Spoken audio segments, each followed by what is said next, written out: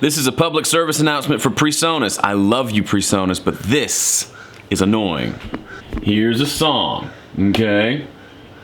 You can see I've got Melodyne on the track. I tuned it a few days ago. There's a spot I need to tweak, so I come over here, and where I had rendered the audio, I unrendered it. Restore is what the button says. So now I can actually access Melodyne. I double click on this to open, Melodyne comes up. Okay, it's open. Now watch what happens when I click over here later in the song to hit play. Boom. Every time. Melodyne's always been bad with PreSonus. It crashes regularly. It's the only thing about Studio One that I've had consistent problems with. And if you're wondering, yes, I've got the latest version. It was doing it a minute ago, so I updated to whatever 3.5, the big one they just announced, and it's still doing it. Super annoying. Okay, so I rebooted the computer, which is always a good idea when you're having problems. It took a really long time for Studio One to load, especially when it was setting up the Melodyne integration, which makes me think maybe it's fixing itself. But moment of truth, I'm at the same spot. I've got Melodyne open. I'm gonna click over here and try to hit play. Oh! This time it didn't even tell me it crashed. It just crashed. Son of a motherless goat.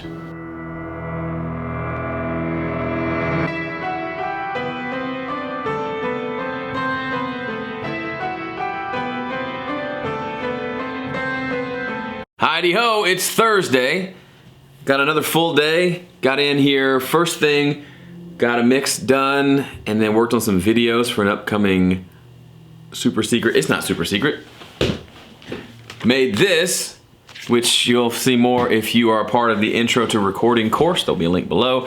That starts on Monday. I'm excited about that. I've got some videos shot, gonna edit them and get them ready to go on Monday.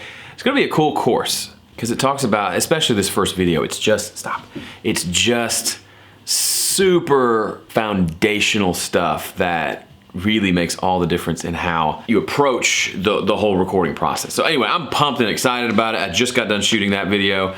I've got this afternoon, I'm doing a dueling mixes coaching call with Graham. We're doing one in the afternoon instead of the evening, trying that out.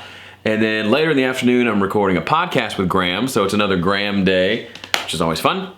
And then in between there, I've got to sneak in, finishing the mix for the final song. I might video that whole thing for a VIP video for later, for next month. I don't know.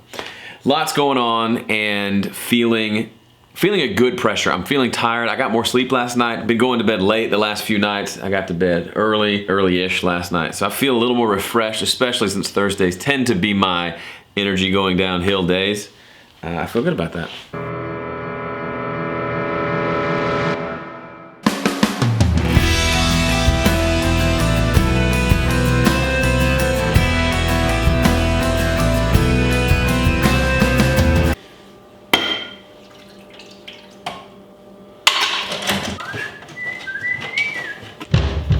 Coffee time. Just got done with a really cool coaching call for our Dueling Mixes members. Dueling Mixes is a thing we started, how many years ago was it? It's 2010? No, 2012, I believe. Graham Cochran and I started it where we mix a new song every month and our members get the tracks and can mix it. Anyway. We do a Q&A, like a coaching call. People can come ask questions. Super fun. And today, really interesting theme came up over the course of the hour as we were answering questions. And it's, if I'm not careful, I'll just sound like a total jerk. But people love to ask about gear and equipment. Hey, what microphone did you use on that vocal? What do you think about this piece of software versus that one? Hey, do you think I should get bigger speakers because I'm having these problems? And what we ended up realizing, because it started around somebody, well, you can't even see my face. Not that you want to, but you might as well. It started out with somebody asking Graham about monitors, like speakers, studio monitors. And he was saying how people, like companies, will want to send him their monitors to listen to and to review for people. and I've had that a little bit, but he's got a bigger channel, so he gets probably more offers like that. And how he usually doesn't do it because, or when he's tried, he'll switch to these speakers and he'll try them out, and then he'll do a few mixes on them, and he'll realize whatever mix he does sounds just like all his other mixes. And that raises an interesting point, being you could sit me down in front of this Sommer and Company New York piano and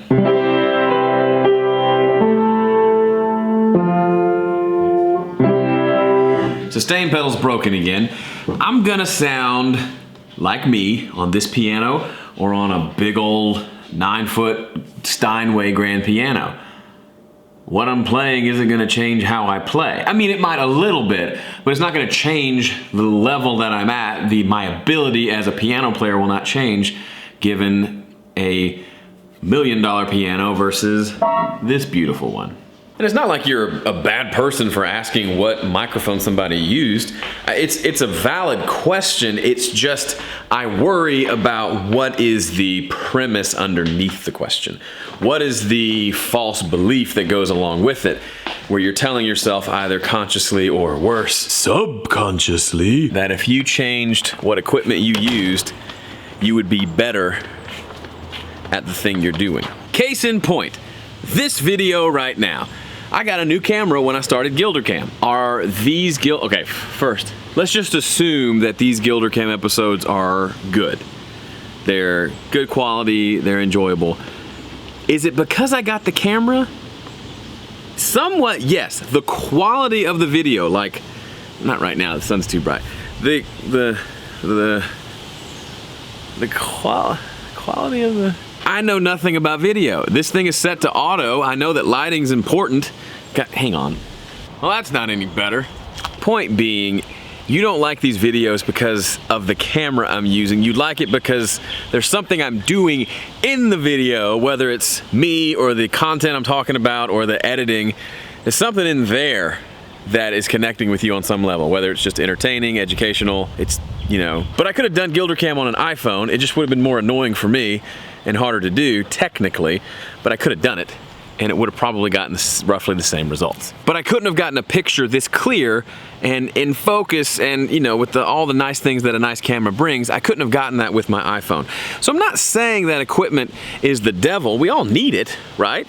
It's just when you start thinking that a piece of equipment is going to change your life and make you better, that's where I start to kind of raise some questions. This camera is absolutely great, and it has made GilderCam great. That's not true. The point is, this camera hasn't made me good at video. I apparently was a little bit good at video, and I also got a camera. Does that make sense? A guitar won't make you a good guitar player. A piano won't make you a good piano player. They're just tools. Sometimes I think I'm a tool. In keeping with the theme of this busy week, onward and upward, I've got 20 minutes until I hop on a call with Graham to record another episode of the Simply Recording podcast. I'm gonna try to knock out as much as I can of this last mix of this last song. I'm also gonna film it for my VIP members. So anyway, just full day and it's not even close to over. Welcome to episode 56 of the Simply Recording podcast. Joe shares a boring hack that has made a massive difference in how he releases music.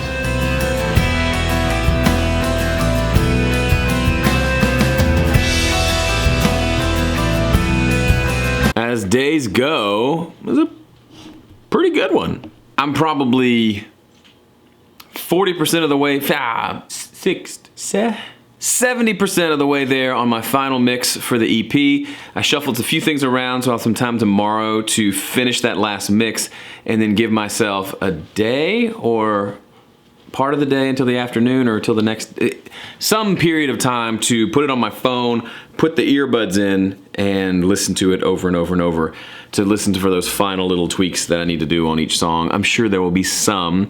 That's my final stage of the process where it really comes together. If I can live with it on little earbuds and nothing feels blatantly wrong, then we're in good shape. Look, it looks like I have a hat with a spinny fan on top. All in all, a good day. I like days where there are a set number of things and they fill up the whole day. That was today. Had the Dueling Mixes coaching call, which is always fun. I think I beat Graham this month in Dueling Mixes, so go tweet him and hashtag Joe wins. And I believe this is episode 30 of GilderCam. So I'd love, no. I want to, instead of what I was going to say, I want to say thank you for your feedback. This series has probably generated more comments and interactions between me and you than anything I've done, and I've done a lot of videos over the years. It's encouraging and it helps motivate me to continue going, and I'll be straight up with you. I don't think I would be this close to finishing this EP 1 week early, which means, I didn't start till the month began, and I'm gonna finish a week before the month ends. That's pretty cool, and I'm fairly certain I couldn't have done it without you. Peering over my shoulder, keeping track, nudging me. It's a cool thing we have here, so thank you.